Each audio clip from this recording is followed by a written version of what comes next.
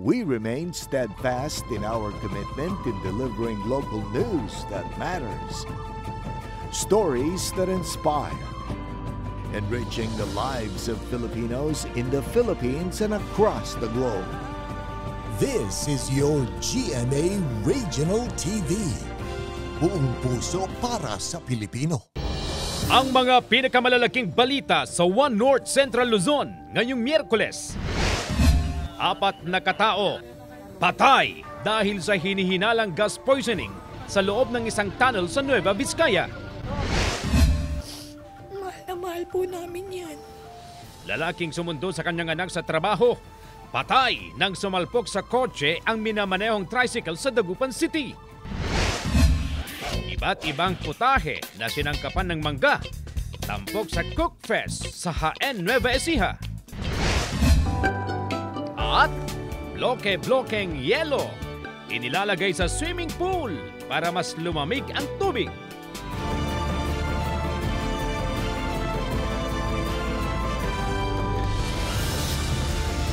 Ito ang GMA Regional TV One North Central Luzon. Masantos siyang aram na imbag malem maya pagat panapon kapuso. Narito na ang One North Central Luzon. Hatid namin ang mga pinakamalaki at pinakahuling balita sa Hilaga at Gitnang Luzon. Live mula rito sa GMA Dagupan Station, ako po si Chris Zuniga.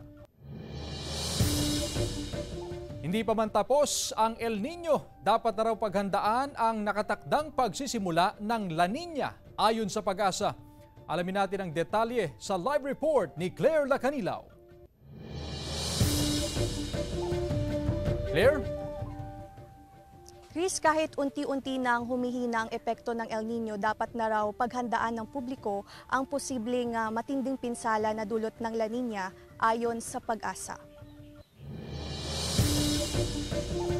Posibleng makaranas ang bansa ng mga mapaminsalang ulan at baha sa huling bahagi ng taon, lalo na sa pagsisimula ng La Nina. Ayon sa Pag-asa, posibleng pagpatak ng Hunyo ay makararanas na ng mga pag-ulan sa ilang bahagi ng bansa. Kaya mas mainam daw na paghandaan ang pagsisimula ng La Nina. Sa susunod na linggo, inaasahan na rin ang unti-unting paghupa ng nararanasang matinding init ng panahon. Dapat paghandaan natin itong parating na La Nina. Pero yung forecast ng Pag-asa po naman ay nasa 60% pa lang ngayon yung as of this tong buwan na to, nasa 60% chance na makakaroon tayo ng La Nina. Ang ilang residente sa Sitio Fisheries sa Barangay Maluwad, Dagupan City, naghahanda na sa nalalapit na pagsisimula ng tag-ulan. Kadalasan kasi na binabahang lugar tuwing tag-ulan. Ang pinaghahandaan kasi namin yung paggawa ng balsa kasi pag bumaha, yun yung parang transportasyon ng mga bata tsaka yung mga tao dito. Tiniyak naman ng Dagupan City LGU ang kanilang kahandaan sakaling magsimula na ang La Nina sa bansa. Patuloy rin ang kanilang koordinasyon sa mga barangay sa lungsod para matiyak ang kahandaan sa anumang kalamidad.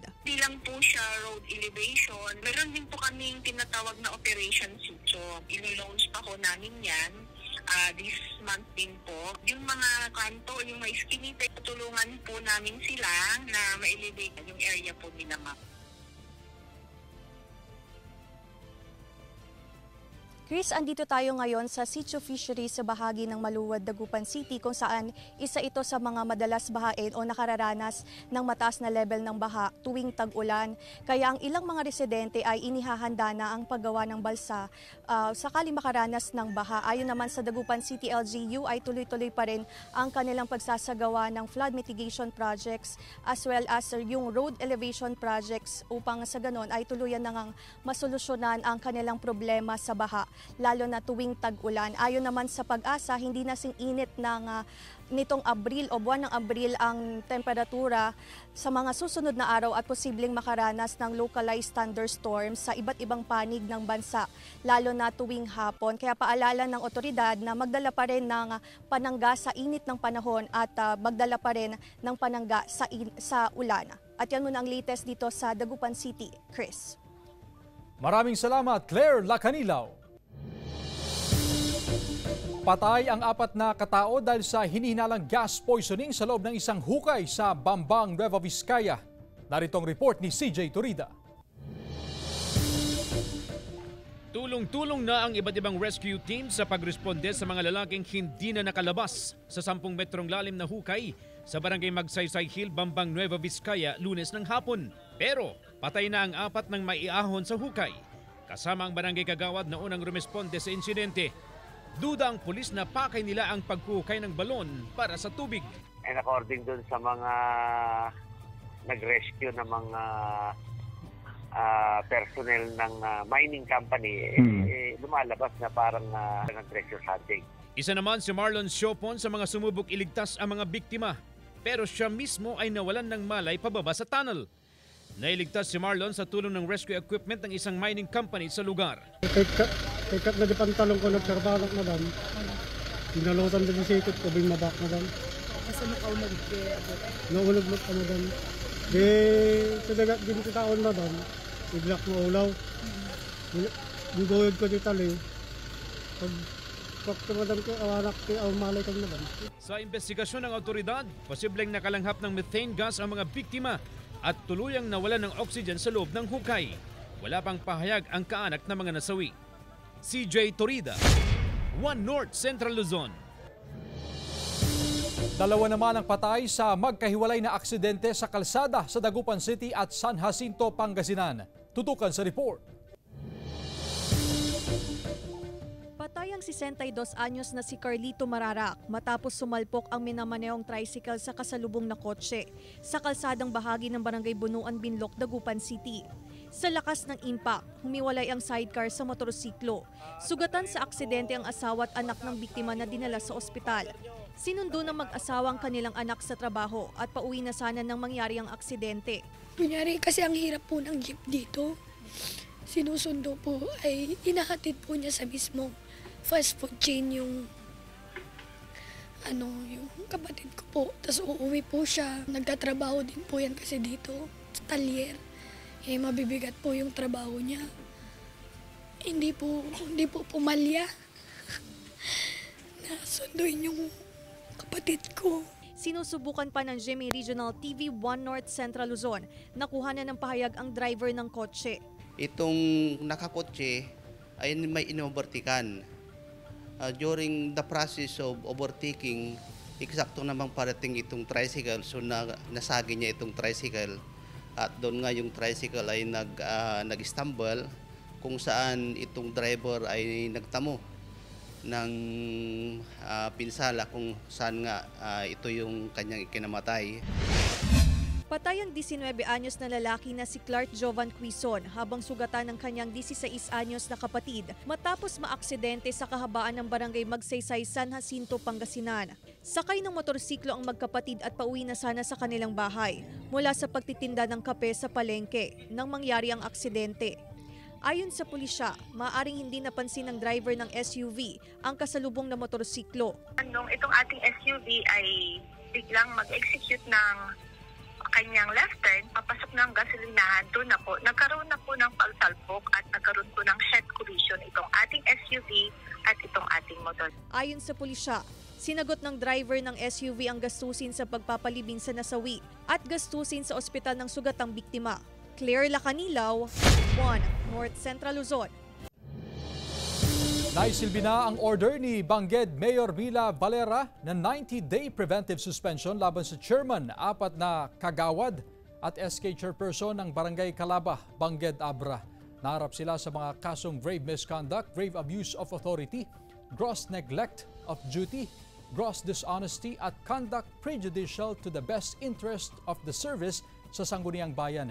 Nagugat ang mga kaso laban sa kanila dahil sa umani ipinaskil na tarpaulin na naglalaman ng babala sa mga nagtatapon ng basura kung saan ang third offense ay mayroong larawan ng baril.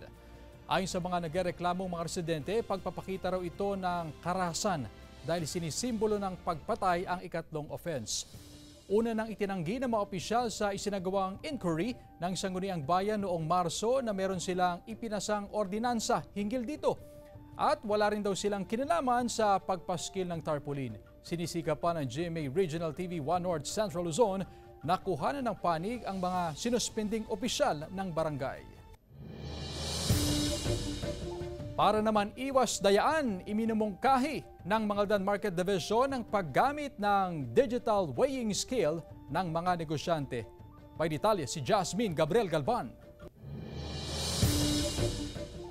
Sa loob ng tanggapan ng Mangaldan Market Division, makikita ang patong-patong na mga depektibong timbangan na nakumpiska ng otoridad. Wala pang isang taon, pero ganito na karami ang nakumpiska sa mga negosyanteng nais manamantala sa mga customer. Iminumungkahi ngayon ng Market Division ang paggamit ng digital weighing scale na tiyak wastuwang timbang ng binibiling produkto. We're encouraging use of digital weighing scales kasi paglapag mo talagang ando na eh.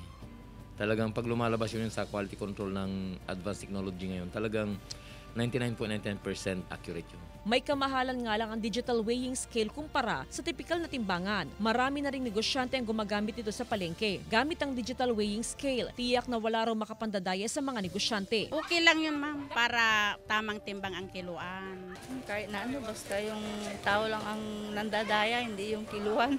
Ngayong marami pang gumagamit ng tipikal na timbangan, pinaigting pa ng otoridad ang kampanya kontra sa mga depektibong timbangan. Araw-araw ang monitoring ng Market Division sa mga negosyante. Meron ding timbangan ng bayan mula sa DTI na nakapwesto sa loob ng palengke. Tuwing 3 taon, isinasagawa ang pagsira sa mga depektibong timbangan sa bayan. Kasama si Daryl Peralta, Jasmine Gabriel Galban, One North Central Luzon.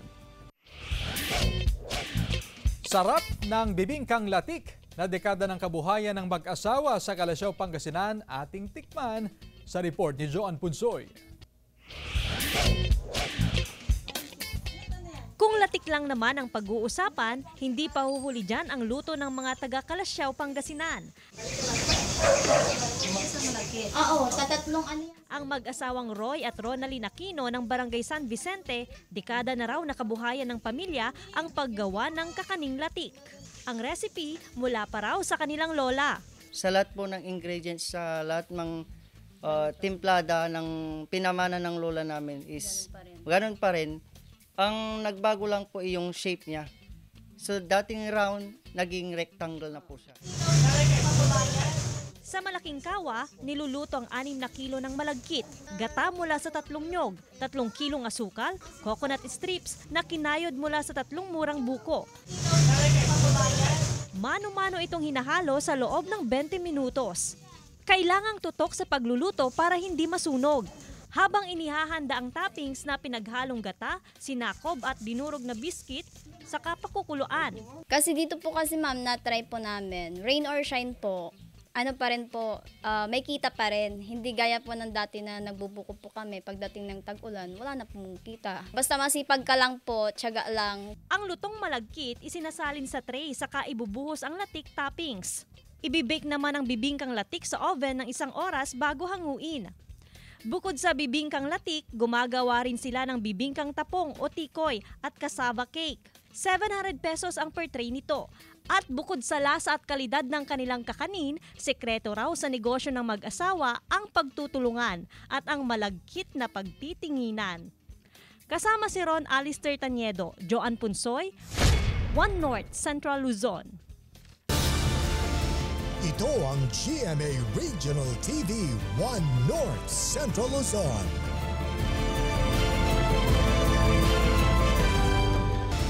Ito ang GMA Regional TV 1 North Central Luzon. Timbog ang driver ng motorsiklo matapos maharang sa checkpoint sa Cervantes, Ilocos Sur. Una rito nakatanggap ng impormasyon ng otoridad sa pagdaan ng rider sa lugar, dala ang iligal na droga. Nang buksan ng utility box ng motorsiklo, dito raw tumambad sa otoridad ang abot sa 1 kilong dried marijuana leaves na nagkakahalaga ng 120,000 pesos. Hindi na itinanggi ng sospek ang paratang na naharap ngayon sa kasong paglabag sa Dangerous Drugs Act. Mahigit sa 300 tindera sa palengke ng Calasiao, Pangasinan, prioridad sa mobile PhilSys ID registration ng PSA. Naritong report. Hindi na lamang sa barangay isinasagawa ang data capturing para sa National ID registration. Lumalapit na rin ang mga kawani ng Philippine Statistics Authority, Philippine Identification System o PhilSys sa mga palengke. Sa Calasiao Public Market, higit 300 mga negosyante ang target na may rehistro. Mga nagtitinda kasi halos hindi maharap pumunta sa magpa-ID kaya kami na lang po ang lumapit po, ma'am. Wala raw panahon si Rafael na magtungo sa tanggapan ng PSA dahil hindi raw niya maiwanan ang kanyang mga paninda sa palengke. Isa siya sa mga naunang pumila para magparehistro. Napaka-importante po sa akin ito, ma'am, kasi lagi ako nagtatravel. Importante sa akin yung ID. Ito nang ikalawang araw ng mobile registration sa palengke kaya inabangan daw ito ni Dalia. Daming trabaho sa palengke, daming inihiwa, mga gulay. Walang time. As of March 30, 2024, nasa 79.38%, katumbas ng 2,511,082 individual na ang naiparehistro para sa National ID. Mula ito sa 3,163,190 2020 census population ng Pangasinan. Bukas na rin ang ID registration sa mga edad 1 hanggang 4. Kasama si Ron Alister Tanyedo, Joan Punsoy, One North Central Luzon. Mangaldan Slaughterhouse, ginawa ng mas malaking oxidation pond para maibsan ang mabahong amoy sa Catayan. Sundan sa report. Patuloy na inaayos ang slaughterhouse sa Mangaldan, Pangasinan. Posibleng sa katapusan ng Mayo, gagamitin na ang bagong gawang oxidation pond na makatutulong na maibsan ang mabahong amoy sa Catayan. Ang mga dumi o solid waste ng kinakatay na hayop dediretso sa oxidation pond o wastewater ng Catayan. Upgraded ang oxidation pond. Isa ito sa requirement ng NMIS para sa AA classification ng slaughterhouse. Hindi ka kaya nung yan sa livestock mo na open na nandyan lang. Pero yan, mataas na yung kwan tapos medyo malalim kaya hindi na masyadong maamoy yung. Ayon sa mga residenteng nakatira sa paligid ng slaughterhouse, kung dati problema at madalas nilang ireklamo ang mabahong amoy mula sa Catayan, ngayon nakakalabas na raw sila sa kanilang bahay para makapagpahangin. At ang pagkakaroon ng upgraded oxidation pond ay mas malaking bagay pa para sa kanila. Yung hindi yung basa sa likod, siyempre dyan tiyatapon, mabaho. Pero ngayon wala na. Sa ngayon, tuloy-tuloy pa rin ang rehabilitasyon ng Catayan sa bayan para sa mas maayos na operasyon. Kasama si Daryl Peralta, Jasmine Gabriel Galban, One North Central Luzon.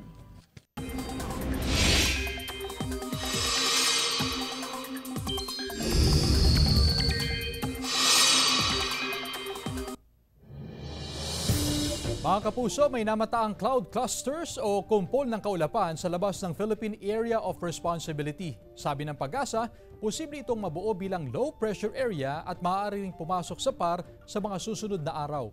Patuloy naman ang pag-ihip ng easterlies o yung mainit at maalinsangang hangin mula sa karagatang Pasipiko.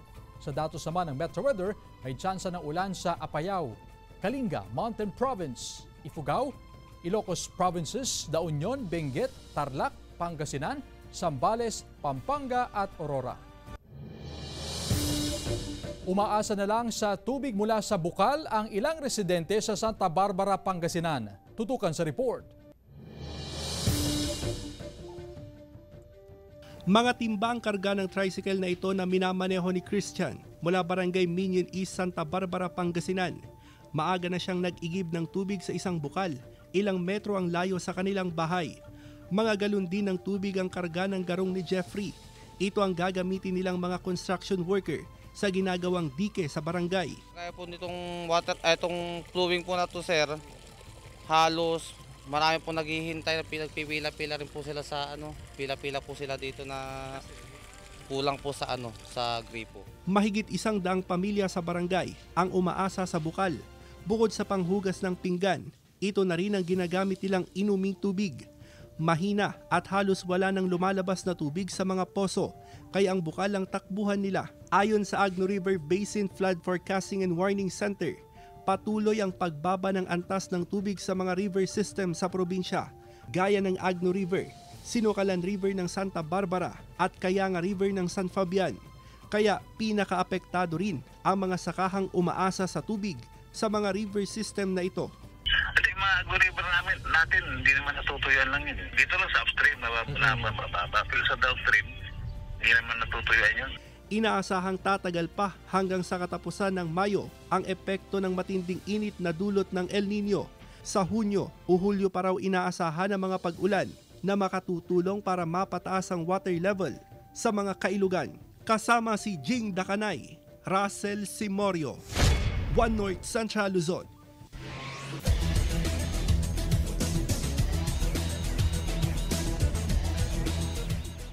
Bukod sa Benilde Lady Blazers na pasok na sa finals, pasok na rin sa stepladder semis ang LPU Lady Pirates at Arellano Chiefs.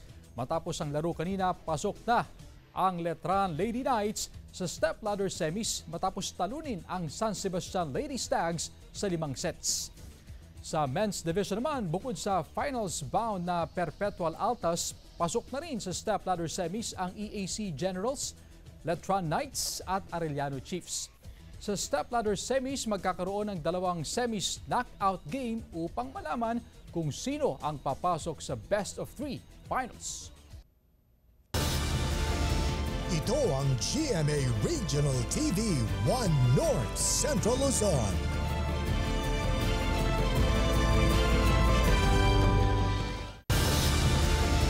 Ito ang GMA Regional TV 1 North Central Luzon. Konektado raw sa hacking ng ilang government websites ang niraid na Pogo Hub sa Bamban, Tarlac. Tutukan sa report ni CJ Torida.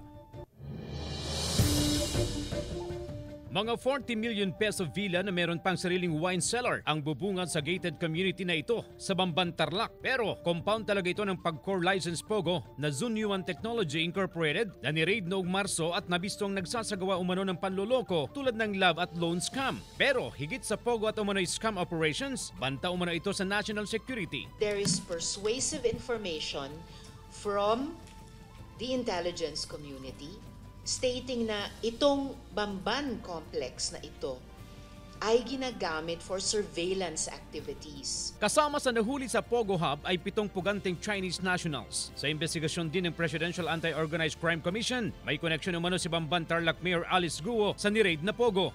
Until June 2022 po, meron pa pong nakita kami mga dokumento ng paniningil sa nagngangalang isang Miss Alice Lial Guo na di umanong kumakatawan sa Baofu Land Development Corporation. Aminado si Mayor Guo na dati siyang incorporator ng Baofu na may-ari ng lupa ng ni-raid na Pogo. Pero nag-divest na raw siya rito bago pa tumakbong mayor. Paliwanag pa ni Guo, siya ang dati may-ari ng lupa kung saan nakatayo ang Pogo Hub. Kaya sa kanya nakapangalan ang koneksyon ng kuryente nito. Hindi po ako konektado, hindi po ako operator, hindi po ako protector o cutler po ng Pogo. Wala po akong kinalaman sa kanilang operation at sa kahit anong gawain sa loob at labas po ng Pogo. Inimbitahan din sa pagdinig ang mga opisyal ng Zunyuan Technology, ang Pogo Company na nag-ooperate sa Tarlac. Pero peke pala ang mga idineklarang address kaya ipinasabpina na sila ng komite. Tinutugis ngayon ang umano'y boss ng operasyon na si Wang Ziyang na isa ring puganteng Chinese national. Sa mga dokumentong inilabas sa pagdinig, makikitang magkasosyo sa negosyo sina Wang at Mayor Guo. This puts you in direct link and direct business, doing business with the fugitive. Your Honor, hindi ko po alam na fugitive po siya. CJ Torida, One North Central Luzon. Isa sa umuusbong na industriya sa Barangay Butao, Santa Barbara, Pangasinan ang pag-aalaga at pagpaparami ng baka. Sa isang cattle farm, may iba't ibang breed ng baka gaya ng American Brahman at Indo-Brazil. Pero aminado ang mga cattle raisers na mahirap ngayon magbuntis ang mga baka dahil sa init ng panahon. Doble na rin ang konsumo nila sa tubig. Kailangan kasing regular ang pagpapainom at pagpapaligo sa mga alagang baka para makaiwas sa heat stroke. Kasado na ang 300 megawatts na solar power energy na itatayo sa kabundukan sa Labrador, Pangasinan. Sundan sa ulat ni Russell Simorio. Kasado na mga legal na dokumento ng isang kumpanya para sa pagpapatayo ng 300 megawatt solar power plant sa Labrador, Pangasinan. Sisimula ng proyekto sa ikalawang quarter ng 2025 na ipatatayo sa 271 hektaryang bahagi ng kabundukan ng Barangay Bolo. Ayon sa alkalde, makatutulong ito para mapatatag ang supply ng kuryente at mapataas ang annual income ng bayan. Suitable din pala itong Labrador ng solar power. Dahil sa Department of Energy ay pininpoint ang Labrador na dito ang pinakamalakas na radiation na suitable for solar power plant. Pero kinwestiyon sa sesyon ng Sangguniang Bayan ang gagawing pagpuputol sa mga punong nakatanim sa kabundukang sakop ng proyekto. May gagawin po ba tayong mitigation? Kasi knowing napakainit na rin ang panahon ngayon, so tatanggalin natin lahat ng puno, may posibilidad po tayo na tumaas yung humidity ng Labrador. Pero sagot ng project developer, hindi lahat ng puno sa lugar ay tatamaan ng proyekto. Gayunman, magtatanim sila ng kapalit na 10 puno sa bawat isang punong puputulin. Ito naman po mitigation measures as per law, kailangan po mag-apply si TERA 7 ng tree cutting permit, and as a prerequisite para sa permit, kailangan po kami magkaroon ng tree replanting. Wala pang kumpirmasyon dito ang DNR. 13.7 million pesos kada taon ang maaring kitain ng solar power plant na paghahatian ng barangay, bayan at probinsya. Alam mo naman na taxes is the lifeblood in running a municipality. Wala kaming asinso pagkakuan. Kaya nga yan, pinayagan namin kaagad. Inaasahang tatagal ng 14 na buwan ang konstruksyon ng solar power plant. Kasama si Jing Dakanay, Russell Simorio, One North Central Luzon. Nagsagawa ng medical mission sa Kalasyaw, Pangasinan kasabay ng kapistahan ng bayan. Sinamantala ng mga residente at iba't ibang health services. Bukod sa check-up at pamamahagi ng gamot, nagkaroon din ng minor surgeries at libreng tuli. Nakibahagi rin sa Kawang Gawa ang mga kinatawa ng Integrated Bar of the Philippines o IBP Pangasinan Chapter.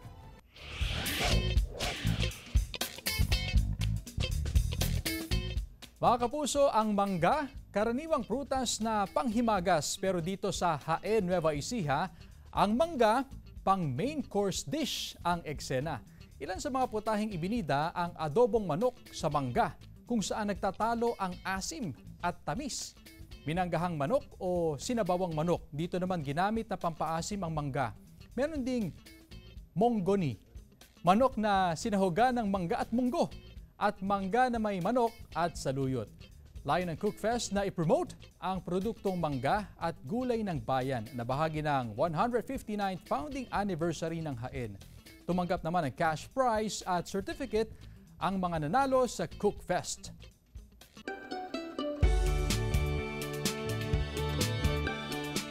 Bloke-blokeng yelo inilagay sa swimming pool para mas lumamig ang tubig ngayong matindi ang init ng panahon. Tunghayan sa ulat ni Joan Punsoy.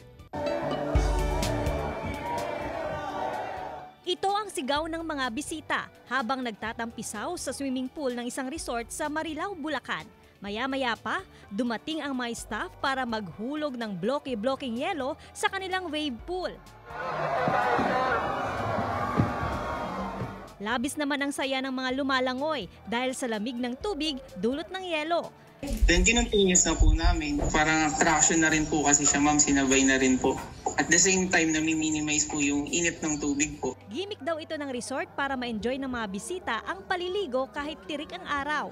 Umaabot din kasi sa 40 degrees Celsius ang heat index sa Bulacan. Tuwing weekend nila ginagawa ang paghuhulog ng yelo sa swimming pool.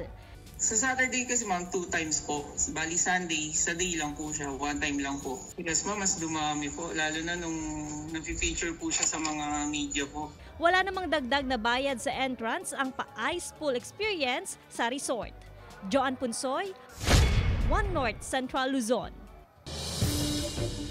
Samantala, mapapanood niyo po ang episode nito at iba pang pinakahuling lokal na balita sa official website ng GMA Regional TV, www.gmaregionaltv.com.